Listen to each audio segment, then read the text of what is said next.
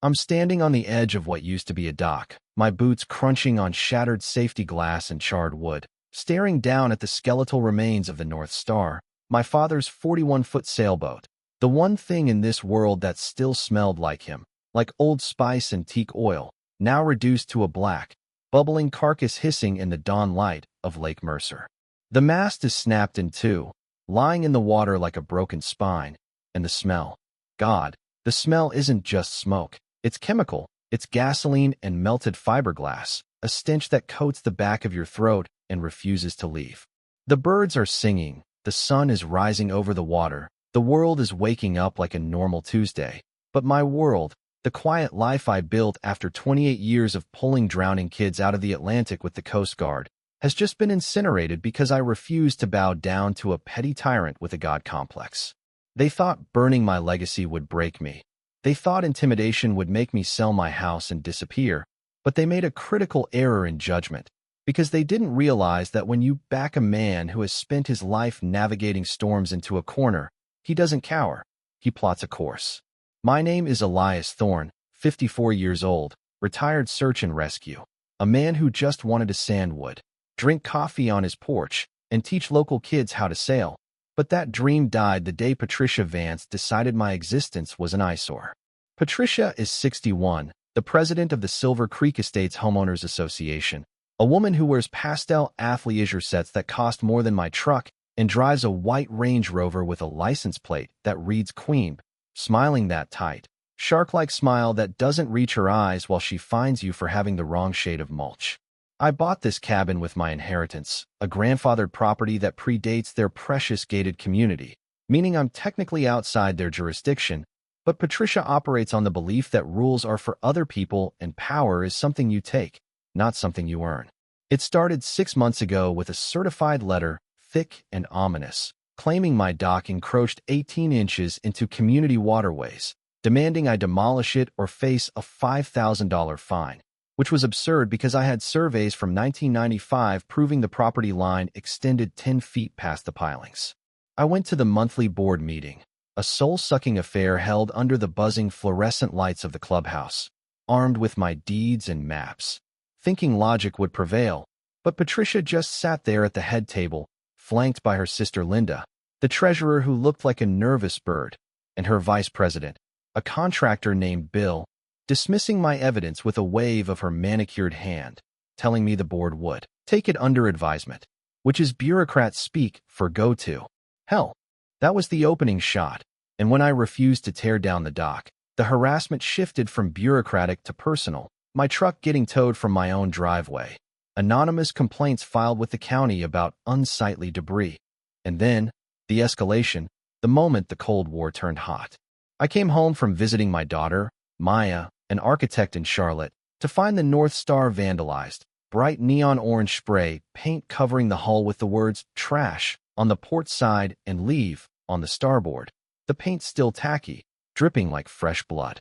I called the sheriff, and Deputy Miller, a good man I knew from the VFW, came out, took photos, and gave me that look, the one that says, "I know who did this, you know who did this, but without video, I can't do a damn thing," warning me off the record that HOAs like Silver Creek operate like cartels and that I should probably get cameras. I didn't sleep that night. I just sat in the dark watching the orange paint dry, realizing that Patricia Vance didn't want compliance. She wanted my land for her developer friends. She wanted to flip my lot for a tear-down rebuild. So I decided to use a different set of weapons, the kind I learned about during my messy divorce, sunshine laws. I built a website that night, silvercreektruth.org, simple, clean, lethal, and I uploaded the surveyor's report proving the HOA was lying about my dock, followed by photos of Patricia's son, Caleb Vance, a 27-year-old failure to launch who drove a lifted truck that violated every noise and size ordinance in the bylaws, parked proudly in her driveway, without a single ticket.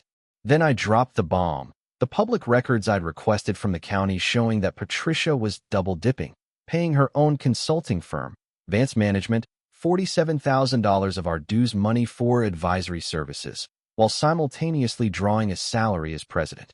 I hit publish, and the neighborhood exploded, my inbox filling with messages from neighbors who had been bullied into silence for years, people terrified of Patricia, but desperate for a leader. Patricia panicked, calling an emergency closed-door meeting, sending me a cease and desist letter from a high-priced law firm threatening defamation, to which I responded by posting the letter on my blog with the caption, "Truth is an absolute defense," and sending a reply that simply said, "I look forward to discovery." The tension in the neighborhood was thick enough to choke on, a storm front moving in, heavy and electric. Elena, a landscape artist who lived 3 streets over and had been fined thousands for planting native flowers, became my eyes and ears, telling me Patricia was unraveling, drinking wine at the clubhouse and screaming that I was a menace who needed to be taught a lesson. I installed 4K cameras on the dock, sensing the danger, feeling that prickle on the back of my neck that I used to get before a squall hit, but I underestimated just how far she would go. It happened at 2:40 a.m. on a Tuesday in October, a boom that rattled my windows, followed by the roar of flames that sounded like a jet engine taking off in my backyard. I ran out barefoot, the heat hitting me from 30 feet away, watching in horror as the North Star, the vessel my dying father spent his final years sanding and varnishing, was consumed by an inferno, the flames leaping 20 feet into the air, turning memories into ash. The fire department was too late, the boat was gone, and the fire marshal, a tired man with soot on his face, pointed to the stern and said one word: arson, confirming what the footage from my new cameras showed: 2 figures in hoodies, a gas can, and a dark sedan speeding away. I sat on the grass as the sun came up, wrapped in a blanket, staring at the black water, feeling a grief so profound it felt like physical pain. But then, under the grief, something else began to crystallize, something cold and hard and sharp. Patricia posted on the neighborhood Facebook page calling it a tragic accident and reminding people about fire safety, a final twist of the knife that snapped something inside me. I walked into my garage, found my dad's old service manual, and read the inscription he wrote: "Calm seas never made a skilled sailor." I picked up the phone and called Marcus, an old service buddy turned forensic accountant, and told him, "They burned the boat, Marcus, and now I'm going to burn their entire kingdom to the ground." Marcus didn't ask for money, he just asked for the files, saying that saving his son from a rip current back in '03 meant his services were on the house for life, so I sent him everything: the bylaws, the invoices, the financial statements I'd clawed out of the county clerk. While Marcus dug into the numbers, the neighborhood turned into a war zone. Neighbors who had supported me suddenly went silent, terrified of retaliation after seeing what happened to my boat, and my daughter Maya drove down, begging me to pack a bag and leave, crying in my kitchen because she thought the next time she got a call, it would be to identify my body. I almost folded, almost started packing boxes, until I saw the smear campaign Patricia had launched, fake reviews for a business I didn't own, rumors that I had torched my own boat for insurance money, and anonymous complaints to the police describing me as unstable. 6 days later, Marcus called me, and I could hear the excitement in his voice, the thrill of the hunt. "It's a gold mine, Elias," he said. "She's not just skimming off the top, she's looting the place." He laid it out for me. A ghost vendor called Summit Solutions had billed the HOA $127,000 for consulting, a company with no website, no employees, and a P.O. box registered to Patricia's maiden name. On top of that, the board had voted themselves illegal stipends totaling nearly $60,000, and Patricia, who had filed for bankruptcy 4 years ago, had somehow bought a condo in Myrtle Beach with cash 6 months after taking office. We had the smoking gun, but we needed to make it hurt, so under Marcus's guidance, I went nuclear. I filed a fraud complaint with the IRS and the state attorney general, triggering an automatic freeze on the HOA's bank accounts. Elena called me the next day, laughing so hard she was wheezing, telling me Patricia was at the bank, screaming at the teller because her debit card was declined, realizing in real time that her personal piggy bank had been locked tight. We formed a war room at Elena's kitchen table. Me, Elena, Marcus on Zoom, Deputy Miller, off-duty, and Martha, a retired paralegal with a mind like a steel trap who lived down the street. We dubbed it Operation Clean Sweep, plotting a multi-front assault. Martha would hit the board members with personal liability demand letters, threatening their homes and savings if they didn't flip on Patricia. Marcus would feed evidence to the state prosecutor, a shark named A.G. Sarah Lynn, and I would organize a town hall, a public execution of Patricia's reputation. But the real break came from the arson investigation. Deputy Miller had been working the State Bureau of Investigation, SBI, angle, and they had brought Patricia's son, Caleb, in for questioning. The kid was weak, 27 going on 17, and when they showed him the footage of his sedan leaving the marina, he lawyered up, but not before the police impounded his car and found gasoline residue in the trunk that matched the accelerant used on the North Star. Patricia felt the walls closing in. She tried to bribe Marcus via LinkedIn, offering $25,000 to revise his report, which he immediately forwarded to the Attorney General as witness tampering. She slashed my tires. She sent people to Elena's house to threaten her kids, desperate, flailing, like a drowning swimmer trying to drag everyone else down with her. But the final nail in her coffin came from inside the house. Her sister, Linda, terrified by Martha's demand letter and the prospect of prison time, showed up at my door at 6 a.m., shaking and crying, handing over a folder of emails where Patricia explicitly instructed her to code the summit payments as landscaping, and, chillingly, a text sent 2 days before the fire that read, "Don't worry about the boat situation. I'm handling it personally." With Linda's cooperation, the state had everything. AG Sarah Lynn called me, her voice professional and deadly, confirming that they were ready to move, that indictments were coming for embezzlement, tax fraud, and conspiracy to commit arson. Caleb had cracked under pressure, cutting a deal to testify against his mother in exchange for a lighter sentence, admitting that she had given him the cash for the gas and told him to make it look like an accident. The stage was set for the town hall meeting on December 18th. I stood on my porch the night before, looking at the empty black space where my dock used to be, feeling the winter wind bite at my face. The fear was gone, replaced by a grim determination.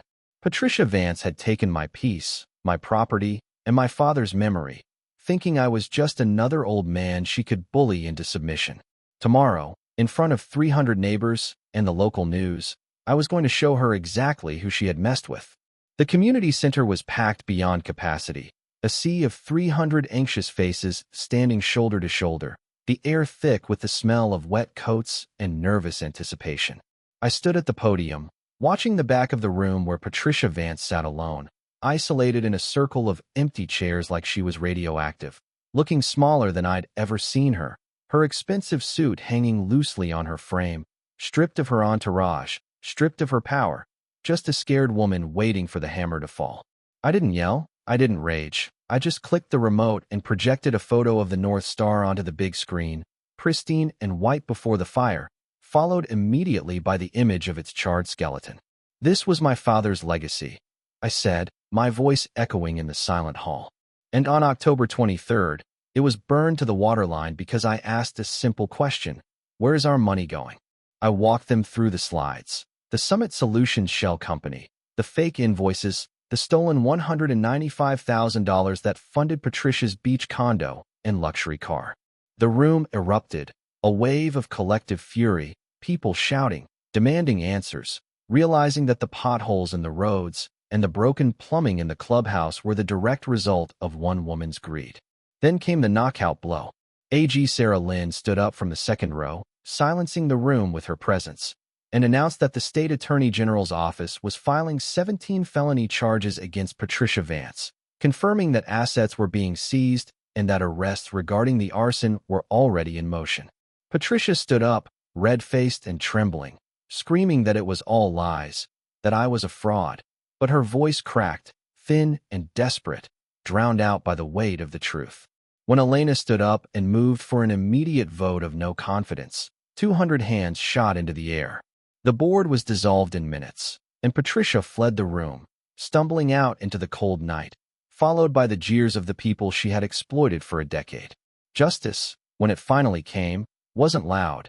It was the heavy thud of a gavel. Patricia was sentenced to 7 years in state prison, forced to pay back every dime of the nearly $200,000 she stole, plus restitution for my boat. Her son Caleb got 3 years for the arson. The neighborhood recovered, electing Elena as the new president, using the recovered funds to fix the roads and establish the North Star Scholarship, a $5,000 annual grant for local kids pursuing maritime careers. I rebuilt the dock myself this spring, hammering the planks with my own hands, treating the wood to last another 30 years. I haven't bought a new boat yet. I'm taking my time. But I sit out there in the evenings, watching the sunset paint the water gold, feeling a peace I haven't felt in years. We scattered the last of my dad's ashes off the new dock, Maya and I, watching them drift into the current, knowing he would have loved the fight, knowing he would have been proud that we didn't bail water, we found the leak. I still think about Patricia sometimes, sitting in a cell, wondering if she realizes that she had it all, status, power, a community, and threw it away because she couldn't stand being questioned. It makes you wonder, doesn't it? When does leadership become tyranny? At what point does a little bit of power turn a neighbor into a monster? And if they came for you, if they burned down what you loved most, would you have the strength to burn them back, or would you just move away? Let me know in the comments below. Have you ever lived under an HOA dictatorship? What's your horror story? Because if there's one thing I learned from all this, it's that bullies only have power as long as you're afraid to turn on the lights. Thanks for watching, and remember, calm seas never made a skilled sailor. Subscribe for more, and I'll see you in the next one.